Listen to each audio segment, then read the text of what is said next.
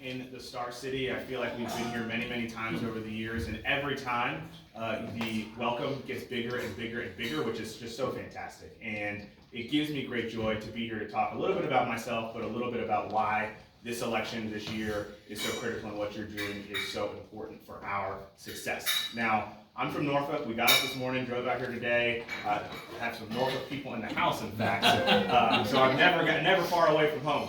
But just a son and a grandson of civil rights leaders, people who put other folks first, right? Who put Virginia first, and that's what you get with Abigail, Gonzalez, and myself, a team working in the same direction to move this Commonwealth forward, not taking orders from Washington and Donald Trump, because we care about what's happening here in Virginia. We know that we are better when we are stronger and we are together, and that's why I'm so excited to be running alongside these incredible women as we go and make history this fall.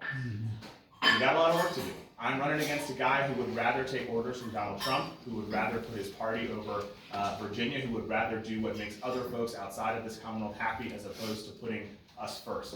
When Donald Trump says, I'm going to levy tariffs that are going to destroy Virginia's economy, top to bottom, Jason Miyares didn't lift a finger. When he decimated the federal workforce and fired a whole bunch of people all across Virginia, Jason Miyares said, come on through. And even just a couple of weeks ago, when Congress choked off education funding, it was going to impact our higher education institutions, our K-12 institutions here in Virginia, Jason Miyares was nowhere to be found. We need someone who's going to do the job, who's going to protect Virginia, who's going to step up and fight for us. There are 23 Democratic attorneys general across this country that are doing great work. When they sue to protect their state's interests, they get the benefit of that. We get nothing. All Jason Miyares has to do is sign his name and get on these lawsuits, and then we get our money back. Then we get our livelihoods back.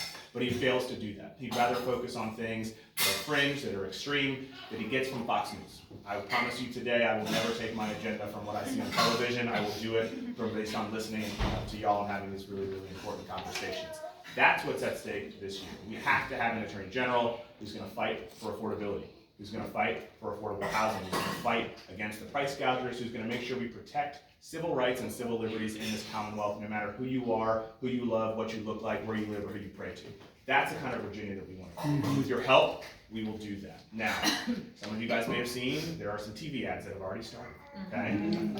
Both sides, right? We're on TV, they're on TV, Abigail's on TV, Winston's on TV. What you're doing today arguably is a little bit more important than being on television, because your conversations that you're having with your neighbors, your community members, all of those things go a really, really long way, because your voices have such power. You all are the permission structure. You all are the folks who are trusted in these spaces to let people know what's in their best interest and why we, as Democrats, are the better option this